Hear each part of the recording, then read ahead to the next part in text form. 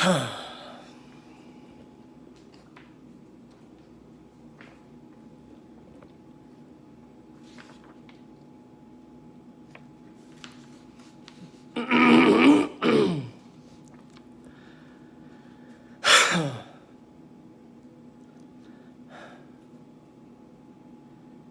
guys, what's up? It's Adam. I'm coming at you here late Saturday night. It's after midnight, and here in Florida. And I'm laying there in bed trying to go to sleep, which is a battle for me. And I'm sitting there thinking, why don't you read them the list? And I'm like, what? Read them the list. So I wrote this blog post this morning called Denominations Are the Devil. And in there, I discuss some of my significant lowlights in life. And bear with me, rocking. I'm out in the garage. I don't want to wake my family up. So I didn't even throw a shirt on. I came down and I decided I was going to be totally real. And I'm going to let you in completely. And I'm going to tell you at least one thing that I've never told anybody ever in public, ever. There might be 3 or 4 people in the world that know this, and I'm going to tell you right now. And I don't know why. But I had this urge, and I tried to fight it, and I'm like, come on. I'll write about it in the morning. I'll do a little video post about it. And it was like, do it now. This is your shot. And that was the feeling that was going on. And I'm obviously tired. And I'm like, this is my shot. Like, what? To open up? And no, the answer is, this is my shot to produce something that is going to reach millions of people who need the help from what I'm getting ready to share with you. And I'm totally vulnerable. I'm not wearing a hat. You got my eyes as best as I can give them to you. I'm holding this tripod in my hand, and my shoulder's getting tired. So let me flex those traps up on you. Anyway, I'm vulnerable. My hat's off. I didn't do anything to myself. I'm just here. And I'm going to share this with you. I'm already 2.5 minutes into this.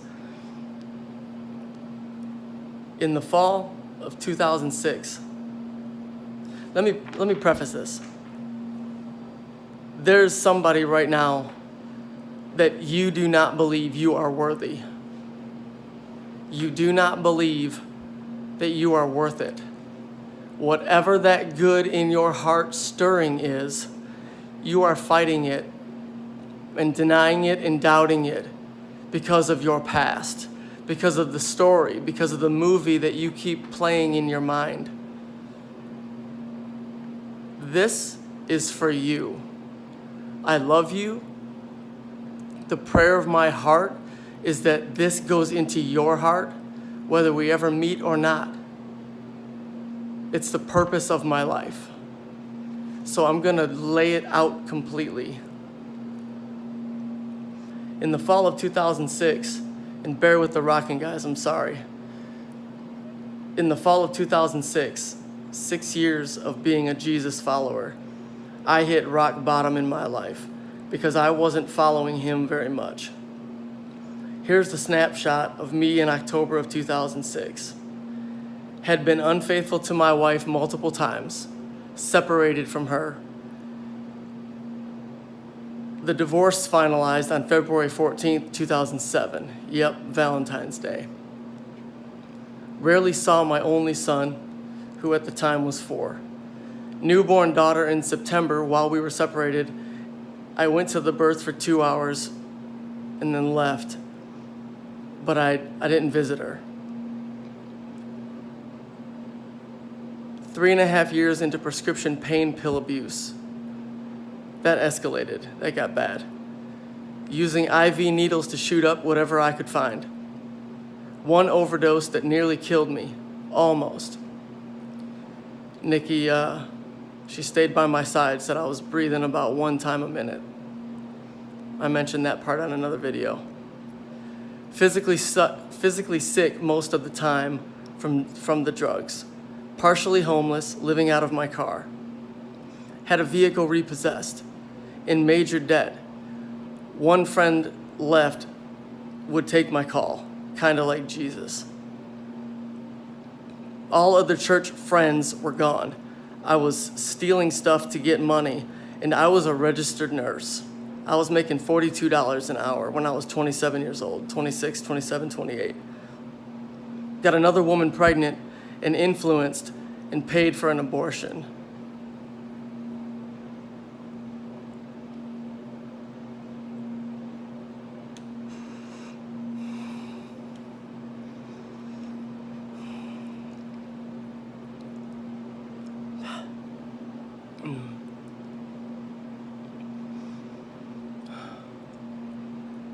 That's the thing.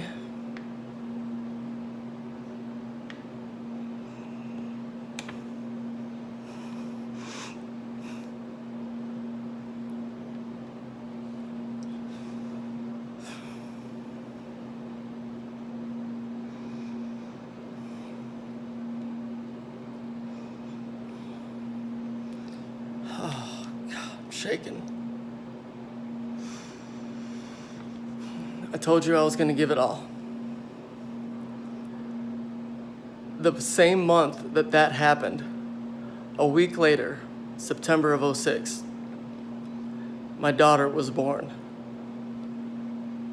Addison's about to be 12. And we're about best friends.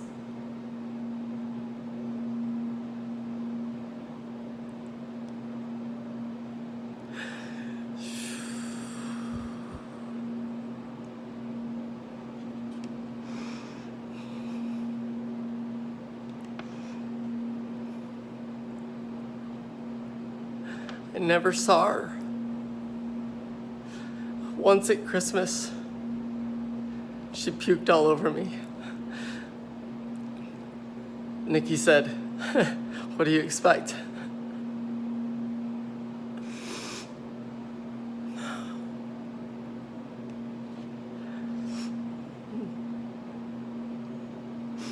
We're so close now. We're so close.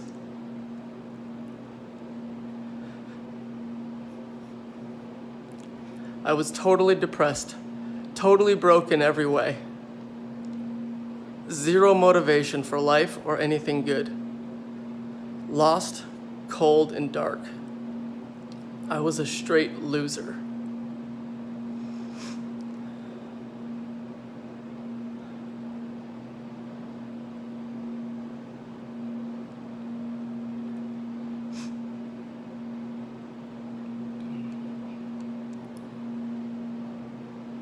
And bear with my sticky mouth, because I smoke weed every night so I can sleep. Because in 6 years, nothing's let me sleep. And I'm telling you everything.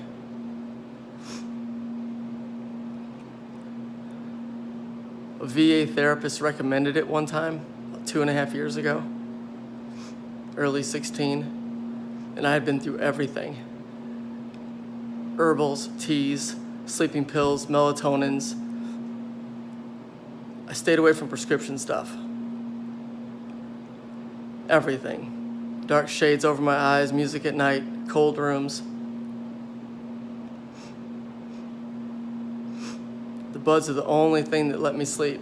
And she turned me onto it, and she recommended I look into it because medical marijuana was really being proven, and I looked into it hard. Nikki and I were thinking about it for 2 years and just talking about it back and forth.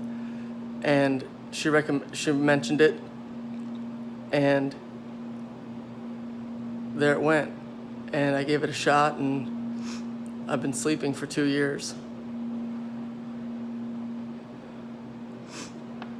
You got it all tonight.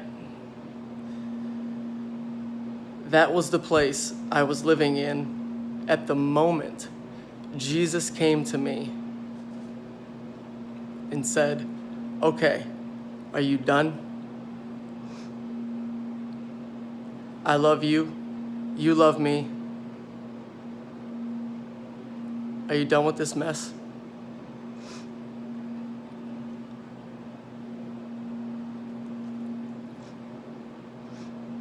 He said, you deny it this time, I'm going to let you die. I remember it. And it wasn't a physical visit, all right? It was a deep impression, a deep prayer.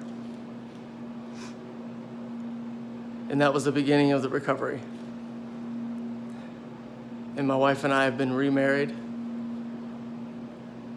and just celebrated 21 years together, 17 years married this December if you don't count the 9 months. 2 more kids after that. He can take any destruction you have and he can mold it and turn it inside out and back out again, and it's completely transformed. Not only is it totally transformed, it's new and it's greater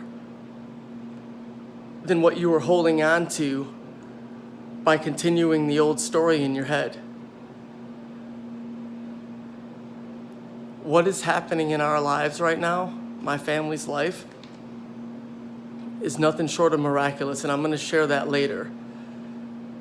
It should not be happening. But he takes things that are old and makes them anew again. And he'll do it for you. You just got to block out the pastors and the priests that are putting the garbage in your head. It's not the media. That's easy to defend. It's the stuff that you get fed every Sunday. And look at the content. I'm not totally against church. I'm not. The content's self-explanatory. I'm hard on it because I've seen it hurt way too many people, including me.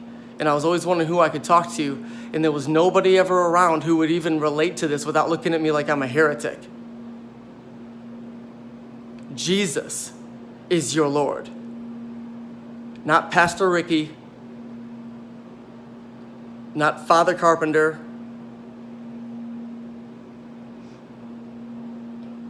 They are inconsequential to your relationship with him. I wanted to share that tonight. I just followed the urge, okay? I followed the voice. I hope this touches somebody. This was not scripted. What I'm reading was just the list. It's just the list. I didn't want to mess that up. You got it all? This is me. This is Adam Edward Kanapka. And I'm here for you. Instigation Nation loves you and stands for you and will always fight for you. Good night.